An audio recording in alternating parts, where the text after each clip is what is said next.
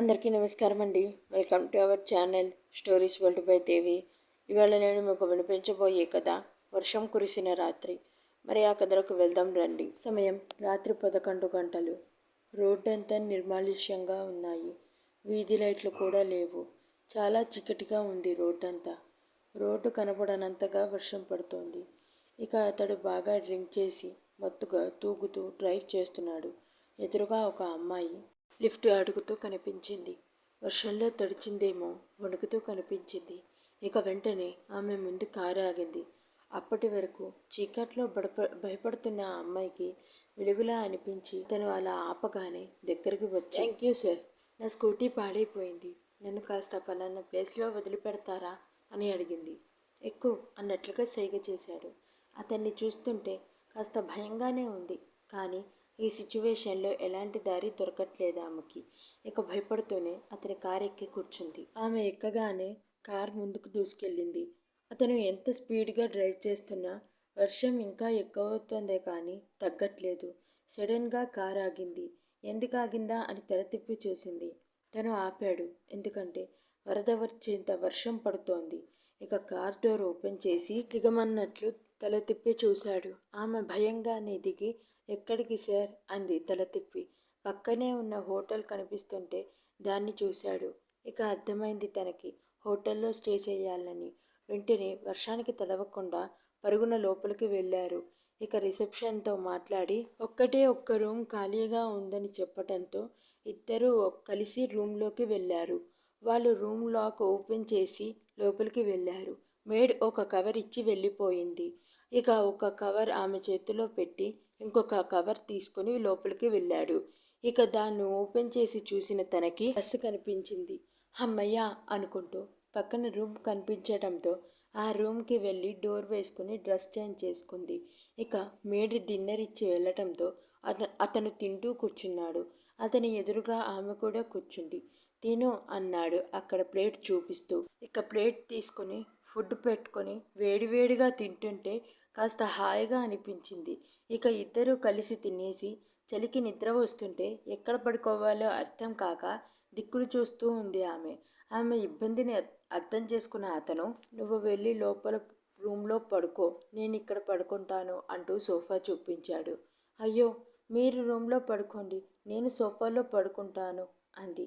షార్ప్గా చూశాడు ఆమెని. అతని చూపులకు భయపడిపోయి ఇక మాట్లాడకుండా లోపల రూమ్లో వెళ్ళి పడుకుంది. డోర్ క్లోజ్ చేసి అతని హాల్లో సోఫాలో పడుకున్నాడు. ఇక పడుకోగానే నిద్ర పట్టేసింది ఆమెకి.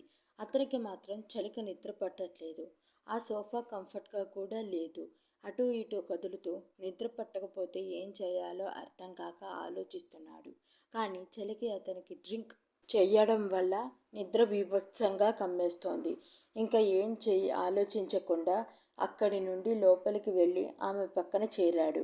అప్పుడు హాయిగా అనిపించి ఇప్పటి వరకు చలితో ఇబ్బంది పడ్డ అతను పక్కన ఆమెను గట్టిగా చుట్టేసి పడుకోగానే ఒళ్ళు వేడిగా మరింత నిద్ర కమ్మేసింది. ఇక ఆ నిద్రలోనే ఏం చేస్తున్నాడో తెలియకుండా ఆమె నడుము అతని చేతిలోకి సన్నగా తగులుతుంటే ఒంట్లో వేడి పరవళ్ళు తొక్కుతోంది. అతని చేతులు పైకి కదులుతున్నాయి. అలా పాకుతుంటే ఆమె ఎద అందాలు అతని చేతికి డైరెక్ట్గా తగులుతుంటే ఒంట్లో వేడి అమాంతం పెరిగిపోయింది. ఇంకా అలా తడుముతూ ఉంటే అసలే చల్లటి వాతావరణం. అప్పటి వరకు వానలో తడిచేసరికి అతడు వెచ్చటి కౌగిలి అతని చర్యకి ఒంట్లో వేడి రగిలిస్తుంటే నిద్రలోనే అతన్ని చుట్టేసింది. ఇక మరింత దగ్గరగా ఉన్న ఆమె అందాలు డైరెక్ట్గా అతని వంటకి తగులుతుంటే ఇద్దరి శరీరాలు వేడెక్కి ఒకరినొకరు తడుముకుంటుంటే ఇద్దరిలో తాపం పెరిగిపోయింది. అసలే డ్రింక్ చేసి ఉన్న అతన్ని శరీరం కోరికలను అదుపు చేసుకోలేకపోగా పూర్తిగా ఆమె మీదకి చేరిపోయాడు అని అతడి నుండి ఆమె నుండి వేరు చేస్తుంటే బందీగా ఉన్న శరీరం ఒక్కసారిగా విముక్తినివ్వగానే ఎగసిపడుతున్న ఎద అతన్ని పూర్తిగా విభుషుణ్ణి చేస్తుంటే ఒక్క క్షణం కూడా ఆగలేక ఆమెను పూర్తిగా సొంతం చేసుకున్నాడు. ఆ రాత్రి ఇద్దరికీ స్వర్గ సుఖాలనిచ్చింది. నెక్స్ట్ డే మార్నింగ్ ముందుగా మెలకువ వచ్చిన ఆమెకి కళ్ళు తెరిచి చూసేసరికి అతని గుండెలపై పడుకుని కనిపించింది. ఒక్కసారిగా ఉలిక్కిపడి గబుక్కున లేచి, నేనేంటి ఇక్కడ పడుకున్నాను, అసలు ఈయనేంటి ఇక్కడికి ఎప్పుడొచ్చారు, అయినా ఈయన అవతారం ఏంటి ఇలా ఉంది అంటే అని నేను అనుమానంగా ఆమె ఒంటిని చూసుకోగానే ఒక్కసారిగా ఆమె కళ్ళు పేలిపోయాయి. అంటే నేను పూర్తిగా అతనికి లొంగిపోయాను. ఇది ఎలా సాధ్యం అని ఆలోచిస్తుండగానే రాత్రి జరిగింది అక్కడికక్కడ గుర్తొచ్చింది. ఇక దీంతో అతనిది ఎంత తప్పుందో ఆమెది కూడా అంతే తప్పుందని అతనికి ఆమె ఫేస్ చూపించుకోలేక పక్క నుండి వెళ్ళిపోయింది. ఇక ఎప్పటికో కళ్ళు తెరిచిన అతనికి పక్కన ఆమె కనిపించలేదు. ఇదేంటి ఈ అమ్మాయి ఎక్కడికి వెళ్ళిపోయింది అనుకుంటూ చిదిరిన బెడ్షీట్ని పక్కన పడేసి డ్రెస్సు వేసుకొని చూసుకోగానే అతని కళ్ళు చిన్నవయ్యాయి. అతను కూడా తన ఒంటిని చూసుకోగానే అర్థమైంది ఆమెతో కలిశానని. హో షట్ అంటూ హోటల్ నుండి బయలుదేరాడతను. ఇక ఆమె వివరాల కోసం ఎక్కడ దొరుకుతాయా అని చాలా ట్రై చేశాడు. కానీ ఎక్కడా కనిపించలేదు. ఒకరోజు ఆఫీస్ నుండి ఇంటికి వస్తుండగా అతని కార్కి అడ్డంగా వచ్చింది ఓ అమ్మాయి. ఇక సడన్ బ్రేక్ వేసి కారు దిగి ఆమెను చూశాడు. అతను ఒక్కసారిగా కళ్ళు పెద్దవయ్యాయి.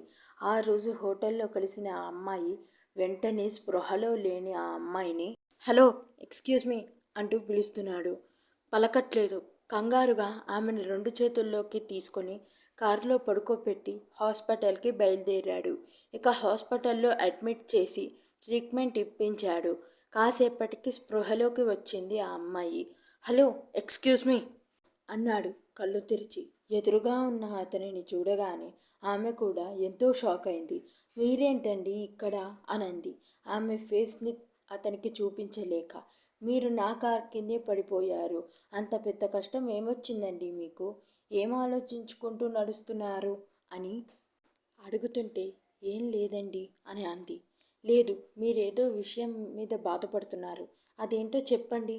మీ ప్రాబ్లంని నేను సాల్వ్ చేస్తానేమో అనగానే అతన్ని అలాగే చూసింది. చెప్పండి ఎనీ ప్రాబ్లం అని అడిగాడు. అమ్మకి ఒంట్లో బాలేదు. తనకి లివర్ పాడైంది. ఆపరేషన్ చేయకపోతే చచ్చిపోతుందని డాక్టర్స్ చెప్పారు. అంత డబ్బు నా దగ్గర లేదు. అందుకే అదే ఆలోచనలో ఉన్నాను అంటుంటే ఇక మ్యాటర్ అర్థమైన అతను మీరేం టెన్షన్ పడకండి. ఏ హాస్పిటల్లో ఉన్నారు? ఇదే హాస్పిటల్లో ఉండండి. ఇక నేను మనీ పే చేస్తాను. మీ అమ్మగారికి సర్జరీ జరుగుతుంది. మీరు టెన్షన్ పడకండి అంటూ థ్యాంక్ యూ అని మీ రుణం ఎలా తీర్చుకోవాలో ఏంటో ఇంత పెద్ద సహాయం చేస్తున్నారు అంటుంటే అతను సైడ్ స్మైల్ చేస్తూ నా రుణం తీర్చుకునే ఒక ఐడియా ఉంది, చెప్తాను, చేస్తారా అని అన్నాడు. అతను అవునా, ఏంటది అనంది. మీ అమ్మగారికి సర్జరీ అయ్యాక చెప్తాను అన్నాడు. ఇక సరే అంటూ అదే హాస్పిటల్లో ఉన్న తన తల్లికి సర్జరీ చేయించి హాస్పిటల్ బిల్లు మొత్తం అతనే పే చేశాడు. ఇక ఆమెని 1 వీక్ తర్వాత డిశ్చార్జ్ చేశారు. ఇక ఇప్పటికైనా చెప్పండి, మీ రుణం ఎలా తీర్చుకోవాలి? ఎలా అంటే నేను చెప్పిన మాట విన్నాక మీకు కోపం రాకూడదు అన్నాడు. సరే అనంది. నన్ను దూరం అస్సలు పెట్టకూడదు అంటే సరే అని తల ఊపింది. నన్ను పెళ్లి చేసుకో, అప్పుడు నా రుణం తీరినట్లే అనగానే ఒక్కసారిగా గుడ్లు పెద్దవి చేసి చూసింది అతన్ని. ఏంటి అలా చూస్తున్నావు అని కళ్ళెగరేశాడు. అలాగే కాసేపు మౌనంగా ఉంది. సరే, బాగా ఆలోచించుకొని చెప్పు, వస్తా అని అక్కడి నుండి వెళ్తుంటే అతని చెయ్యి పట్టుకుంది నవ్వుతూ. వెనక్కి తిరిగి చూశాడు. మన శరీరాలు మనకు తెలియకుండానే కలిశాయి. మన మనసులు కలవడమే బాకీ ఉంది. మీరు మీ స్టేటస్కి తగ్గ అమ్మాయిని చూసుకోకుండా నన్ను కోరుకుంటున్నందుకు నాకు చాలా సంతోషంగా ఉంది. పెళ్ళికి ముందు మలినమయ్యాను అన్న బాధ మీ యొక్క మాటతో తీరిపోయింది. థ్యాంక్ యూ అండి అంటూ చేతులు జోడించి నమస్కారం చేస్తుంటే అవే చేతులని పట్టుకొని దగ్గరికి లాక్కుని ఆమెను హత్తుకున్నాడు. ఏ మెంటల్, ఎందుకు నాకు దండం పెడుతున్నావు? ఆ రోజు తర్వాత నిన్ను వెతకని చోటంటూ లేదు తెలుసా. చాలా వెతికాను. మనం ఇలా కలిసే బాకీ ఉన్నట్లుంది. అందుకే ఇలా కలిశాము. నువ్వు పిచ్చి ఆలోచనలు పెట్టుకోకుండా నన్ను మనస్ఫూర్తిగా పెళ్లి చేసుకో అంటుంటే నవ్వింది. Thank you so much. నువ్వు ఒప్పుకుంటావని అనుకోలేదు. నాకు చాలా హ్యాపీగా ఉంది అంటూ ఆమెని హత్తుకున్నాడు. ఇంతటితో ఈ కథ సమాప్తం. ఈ కథ కనుక నచ్చినట్లయితే లైక్ చేయండి, షేర్ చేయండి, కామెంట్ చేయండి. మరిన్ని కథల కోసం మన ఛానల్ని సబ్స్క్రైబ్ చేసుకోవడం మాత్రం మర్చిపోకండి. Thank you for watching.